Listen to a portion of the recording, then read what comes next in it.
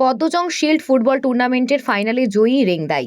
উপচে পড়া দর্শকদের আর টান টান উত্তেজনার আবহে কৈলাসহরে রামকৃষ্ণ মহাবিদ্যালয় স্টেডিয়ামে অনুষ্ঠিত হল পদ্মজং শিল্ড ফুটবল টুর্নামেন্টের বহুল প্রতীক্ষিত ফাইনাল। মুখোমুখি হয় মণিপুরের দুই শক্তিশালী দল রেংদাই এফসি ও TRAU এফসি।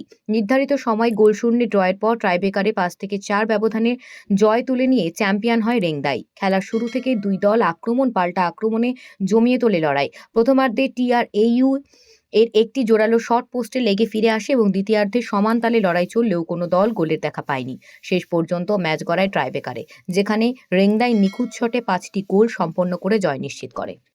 আমি ক্রীড়ামন্ত্রীদের দেখছি, সত্যি আমি আপ্লুত। আমি কোনোদিন ভাবিনি যে এত এখানে ক্রীড়ামন্ত্রীরা বিভিন্ন জায়গায় থেকে পুরো 59টি ডিস্ট্রিক্টে বটে অন্যান্য জেলার থেকেও এখানে যারা যারা এসছেন সবাইকে আমি ধন্যবাদ দেব। এইরকম একটা পুরনো স্মৃতি আবার আপনারা ফিরিয়ে এনেছেন।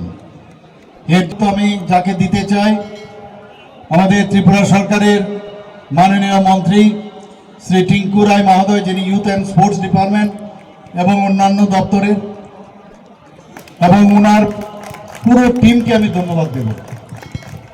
আজকে মাত্রায় যে ক্রীড়ামন্ত্রীরা উপস্থিত সবাইকে আমি হার্দিক অভিনন্দন ও শুভেচ্ছা জানাচ্ছি।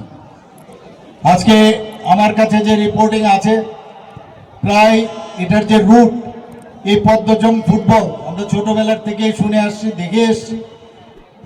1938 এই পদ্মজং ফুটবল টুর্নামেন্ট এখানে শুরু হয়েছিল এবং এটা কিন্তু চলছিল, কিন্তু আমরা দেখেছি গত 3 দশক 4 দশক ধরে খেলাধুলার যে অনুন্নয়ন আমাদের চোখে আমরা নিজেরাই আমরা দেখেছি, আপনারাও দেখেছেন। কিন্তু আমাদের সরকার আসার পর আবার নতুন করে যে একটা খেলাধুলার একটা যে পরিবেশ, আজকে আপনারা ভাবুন 10 বছর পরে এই পদ্মজং যে শিল্ড মেমোরিয়াল ফুটবল প্রতিযোগিতা আজকে এখানে হচ্ছে। আমি যা শুনলাম প্রায় 15টা-16টা টিম এখানে এসছেন। যা শুনলাম সেমিফাইনালে বলতে গেলে এত সুন্দরভাবে খেলা হয়েছিল যে ত্রিপুরা পুলিশ টিম খুবই ভালো খেলেছে সেমিফাইনালে, যদিও ওনারা জিততে পারেনি। কিন্তু আজকে এখানে প্রায় আমাদের যেটা অষ্টলক্ষ্মী বলা হয়, সমস্ত প্রদেশ থেকে আমার মাননীয় মন্ত্রী অলরেডি বলেছেন যে অষ্টলক্ষ্মীর থেকে এবং ওয়েস্ট বেঙ্গল থেকে এখানে টিম এসছে, মেয়েদের টিমও এখানে এসছে, ত্রিপুরার মেয়েরাও খেলেছে।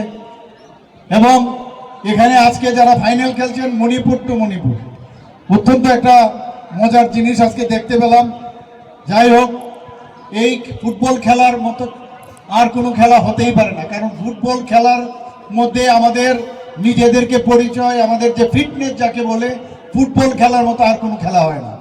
আর এই খেলার মাধ্যমে আমরা অতি অল্প সময়ের মধ্যে আমরা কিন্তু এনজয়মেন্ট আমরা করতে পারি। অন্যান্য খেলা অনেক সময় লাগে, অনেক সময় ধরার পর তারপর আমরা তার আনন্দ উপভোগ করি, কিন্তু ফুটবল একটা নির্দিষ্ট সময়ের মধ্যে এবং উত্তেজনা মুহূর্তের মধ্যে সব আমরা দেখি। এবং যারা আমরা খেলা দেখতে আসি বা টিভির পর্দায় আমরা দেখি, সেটা ওয়ার্ল্ড কাপই হোক বা ওয়ার্ল্ড ফুটবলেই হোক, এশিয়ান ফুটবলেই হোক, ন্যাশনাল ফুটবলেই হোক, ওয়েস্ট বেঙ্গলেই হোক, সব জায়গার মধ্যে আমরা ফুটবল খেলাকে আমরা যেভাবে আগে আমরা দেখতাম সেটা কিন্তু হারিয়ে গেছে সেই ঐতিহ্যটা।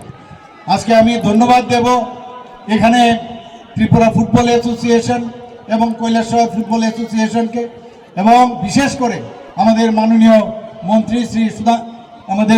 মন্ত্রী শ্রী টিঙ্কু রায় মহোদয়কে, যে উনি এতদিন বাদে এই পদ্মজং ফুটবল এই যে আমাদের দুটো অ্যাসোসিয়েশন আছে তাদের সহযোগিতা এখানে শুরু করতে পেরেছেন। এখানে যারা আজকে এই খেলা দেখছেন, আমার বক্তব্য শোনার জন্য নিশ্চয়ই আপনারা আসেননি আজকে।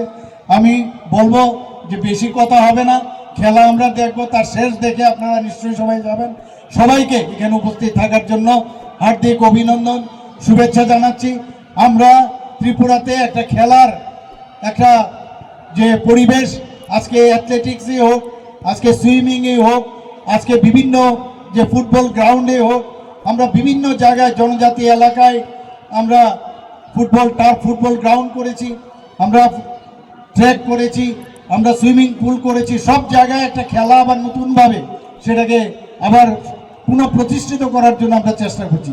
সবাইকে আবার ধন্যবাদ দিয়ে হার্দিক অভিনন্দন জানিয়ে, এবং যারা আজকে এখানে ফাইনাল খেলছেন, যারা খেলেছেন, সবাইকে আমি বেস্ট অফ লাক বলে আমি আমার কথা বলা শেষ করছি। নমস্কার।